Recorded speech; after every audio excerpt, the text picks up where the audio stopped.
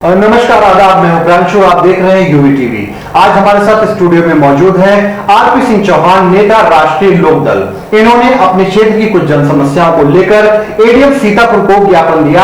आइए जानते हैं इनसे इनकी क्षेत्र की समस्याओं के बारे में। आरपी सिंह जी, आपका स्वागत है यूवी टीवी पर। आप बताएं किन समस्याओं को लेकर आपने ज्ञापन दिया।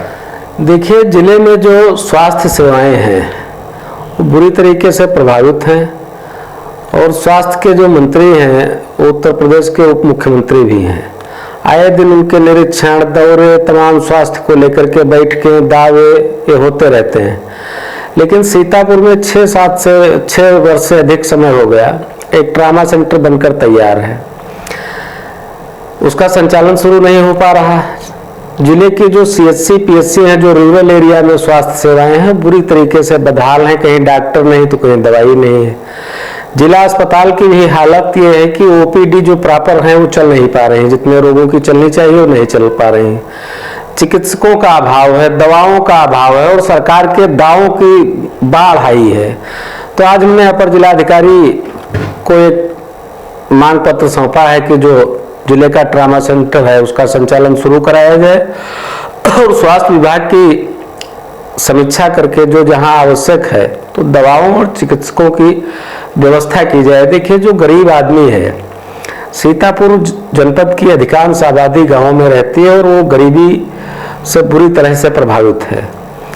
और असाध्य रोगों को आप छोड़िए, साधारण मर्जों की दवाइयां भी सीएचसी पीएचसी पर नहीं है। सामुदायिक स्वास्थ्य केंद्र और प्राथमिक स्वास्थ्य केंद्र रिफर सेंटर बन के रह गए हैं। जिला अस्पताल की भी हालत यह है कि यहाँ भी आते हैं तो लखनऊ के लिए मरीज रिफर कर दिए जाते हैं। तो इन सब बातों को लेकर के हमने आज अपर जिलाधिकारी से मांग पत्र सौंपा है और जिलाधिकारी से मांग की है कि इसकी व्यवस्था कराई जाए। अगर नहीं होता है तो 22 तारीख से हम लोग 22 मई से जिला मुख्यालय पर एक बड़ा आंदोलन करेंगे और इसको लेकर के अभी हम तमाम जो सामाजिक संगठन है उनसे भी जन समर्थन जुटाने का प्रयास करेंगे। जो तमाम बार एसोसिएशन हैं उनसे आपके भी माध्यम से मिल करके भी मैं ये अपील करूंगा कि वो भी मदद करें।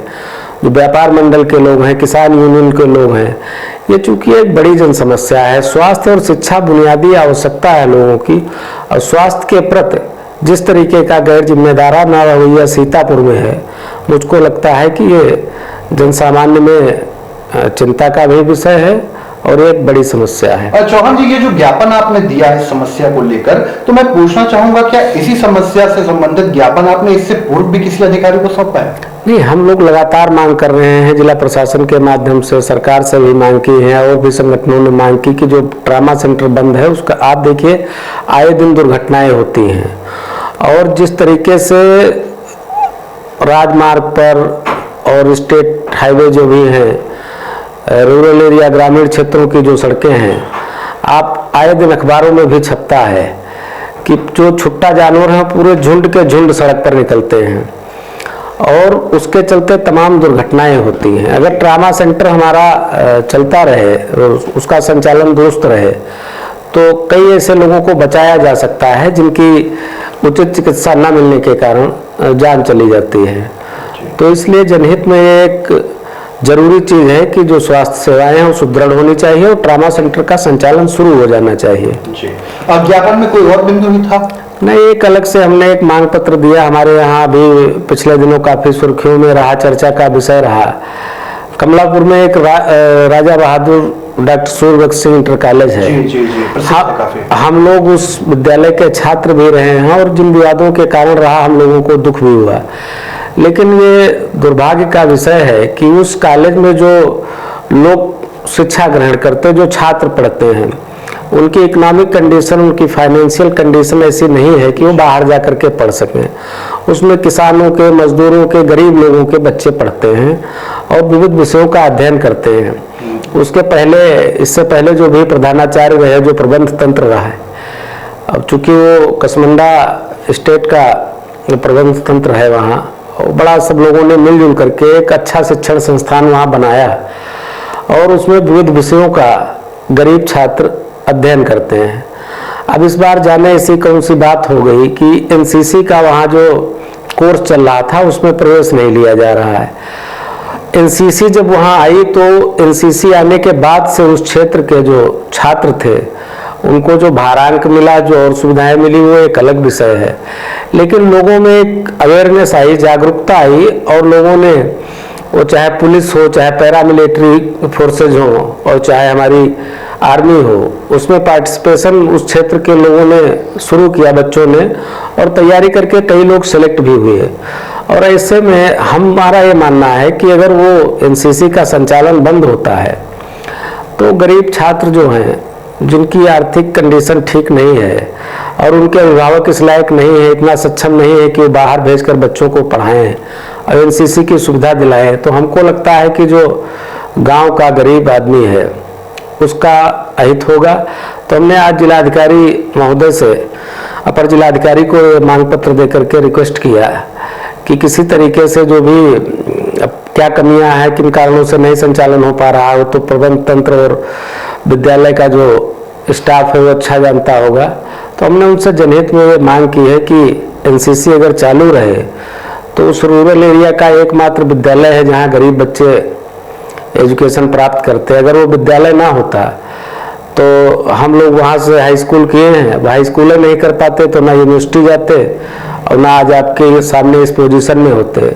तो कोई एजुकेशनल इंस्टीट्यूट जो होता है वो अच्छे नागरिकों का निर्माण करता है। अगर कहीं किसी कारण से दो चार घटनाएं हो गई और अप्रिय घटनाएं हो गई, उससे हम लोग आहत भी हैं, दुखी भी हैं, लेकिन उसको लेकर के अगर कोई कोर्स का संचालन बंद कर दिया जाए, कोई इंस्टीट्यूट जो है प्रॉपर वे में चल रहा है उसमें कक्षाएं कम कर दी जाए, तो मुझको लगता है कि इससे तो जो क्षेत्रीय लोग हैं वही प्रभावित होंगे। जी बिल्कुल, बिल्कुल सही कहा आपने। जो मुद्दे आपने उठाए वो वाकई जनहित से जुड़े हुए हैं, जिसमें प्रथम मुद्दा जो आपने कहा कि ये जो प्राथमिक उपचार इकाइयां हैं ये एक सिर्फ रेफर सेंटर मात्र बनकर रह गए हैं, ये बात बहुत अच्छी है।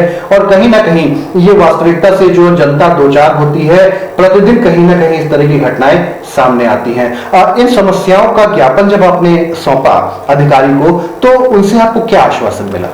देखिए, जो जिले में तैनात अधिकारी हैं सब बहुत अच्छे हैं। जो लोग अपोजिशन के लोग जितना कहते हैं कि कोई सुनता नहीं, ऐसा नहीं है।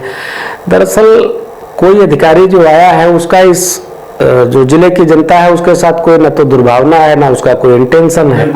अधिकारी भी चाहते हैं कि व्यवस्था सुचारू रहे। तो हमने उनसे ये रिक्वेस्ट किया, जो पर्याप्त संसाधन है आपके पास, जो उपलब्ध संसाधन है, उनका समुचित सदुपयोग कैसे किया जा सकता है, और जो चीजें नहीं हैं उनकी शासन से और सरकार से कैसे डिमांड की जा सकती है। चूंकि जिला प्रशासन एक माध्यम है तो हमने उनसे कहा कि आप इन चीज़ों की व्यवस्था कराइए। जो चिकित्सकों का अभाव है, दवाइयों का अभाव है, ओपीडी नहीं चल पा रही, ट्रामा सेंटर नहीं चल पा रहा, हम अपनी डिमांड करते हैं। हमको पूरा विश्वास है कि जिला प्रशासन भी सकारात्मक रवैया रखेगा। और चूंकि ये जनहित की बात है, इससे न कोई हमारा निजी लाभ है और ना हमारी पार्टी का कोई ये निजी लाभ होने जा रहा है, ना कोई ये इलेक्शन कैंपेन का दौर है। ये एक जनहित की समस्या है और हम चूंकि सामाजिक राजनीतिक लोग हैं तो जो जनता के मुद्दे हैं वही हमारे लिए इम्पॉर्टेंट है, वो हमारी प्रतिबद्धता है। और राष्ट्रीय लोकदल सदैव गांव, गरीब, किसान, नौजवान की बात करता है। तो एक तरफ नौजवानों को शिक्षा से वंचित करने का प्रयास किया जा रहा, हमने उसकी आवाज़ उठाई। दूसरी तरफ जो गांव, गरीब, किसान, मजदूर सस्ती चिकित्सा से वंचित किया जा रहा है, हमने जिला प्रशासन के माध्यम से मांग की है। हमको पूरा विश्वास है कि वो नौबत नहीं आने पाएगी कि आंदोलन का रास्ता अपनाना पड़े। मैं इसी पर आ रहा था, जो आंदोलन की आपने बात कही तो इसके बारे में कुछ बताएं कि आंदोलन जो होगा वो किस तरह का आंदोलन होगा? देखिए, लोकतंत्र में मांग करना, आंदोलन करना, अपनी समस्याओं पर ध्यानाकर्षण करना, ये संगठनों का और व्यक्ति का व्यक्तिगत अधिकार है कि हम अपनी डेमोक्रेसी में डेमोक्रेटिक तरीके से अपनी बात को रख सकते हैं, सरकार के सामने रखेंगे। हमने लिखा पढ़े में जिला प्रशासन के माध्यम से मांग की है कि ये व्यवस्था की जाए। अगर व्यवस्था नहीं होती है तो चूंकि हमारी प्रतिबद्धता है, देखिए कोई बिल्डिंग बन करके खड़ी रहे, और शिक्षा पर कभी बात में आपसे बात करेंगे, तमाम बिल्डिंग बन करके खड़ी, उनमें कक्षाओं का संचालन शुरू नहीं। लेकिन चिकित्सा चूंकि आम आदमी की जरूरत है और सरकार के बहुत बड़े बड़े दावे, वो कहते हैं कि हमने वो आयुष्मान कार्ड बना दिया है, आप जाइए दवाई ले लीजिए। तो जब अस्पताल में डॉक्टर नहीं है, वो रेफर सेंटर बन गए हैं, वहाँ ओपीडी नहीं चल पा रही है, तो उस आयुष्मान कार्ड का उपयोग आदमी कहाँ पर करेगा। तो इसलिए हम चाहते हैं कि ट्रामा सेंटर चले, जो सीएचसी पीएचसी डिस्ट्रिक्ट हॉस्पिटल है उसमें व्यवस्था हो। आप देखिए, अब जो माननीय उप मुख्यमंत्री हैं, जो स्वास्थ्य विभाग के मंत्री हैं, वो अक्सर दौरा करते हैं, औचक निरीक्षण करते हैं, समीक्षा बैठकें करते हैं, लेकिन जब चिकित्सक जो जहाँ जांचे हैं उनके पास उपकरण नहीं है अस्पतालों में, जब मशीनें नहीं है तो कैसे जांच होगी नहीं तो दवाई कैसे होगी, जब डॉक्टर नहीं है तो दवा लिखेगा कौन, और जब आपके पास स्टॉक में दवाइयाँ नहीं हैं तो नीली पीली गोली वही दे करके काम चल रहा है, वो भी कहीं कहीं है कहीं नहीं है। कई पीएचसी जो हैं वो एकल चिकित्सक के सहारे संचालित हैं, उनमें 8 बजे से 12 बजे तक कोई रहता है, फिर ताला पड़ा रहता है। कई जगह मेरी जानकारी में सेवता की, रेउसा की और तंबौर की एक आध पीएचसी ऐसी भी हैं जिनमें कोई डॉक्टर चिकित्सक तैनात नहीं है। तो ये सब जो कमियां हैं, हमने जिला प्रशासन के माध्यम से मांग की, और हम आलोचना के लिए आलोचना नहीं करते, हम मानते हैं कि जिला प्रशासन भी ये चाहता है और सरकार भी निश्चित रूप से चाहती होगी, लेकिन वो दावे अपने धरातल पर उतार नहीं पा रहे हैं। इसलिए हम उनसे ये अपेक्षा करते हैं कि हमारी बात का संज्ञान लेंगे और लोगों को अच्छी चिकित्सा व्यवस्था मुहैया कराने का काम सरकार और जिला प्रशासन करेगा। जी, तो आपने सुना आरपी सिंह चौहान को कुछ क्षेत्रीय मुद्दों के साथ जो वाकई जनहित के मुद्दे थे। इसी तरह के कार्यक्रमों को देखने के लिए जुड़े रहिए यूवी टीवी से। अगला कार्यक्रम आपके लिए बहुत जल्दी लेकर आएंगे, तब तक के लिए धन्यवाद। धन्यवाद।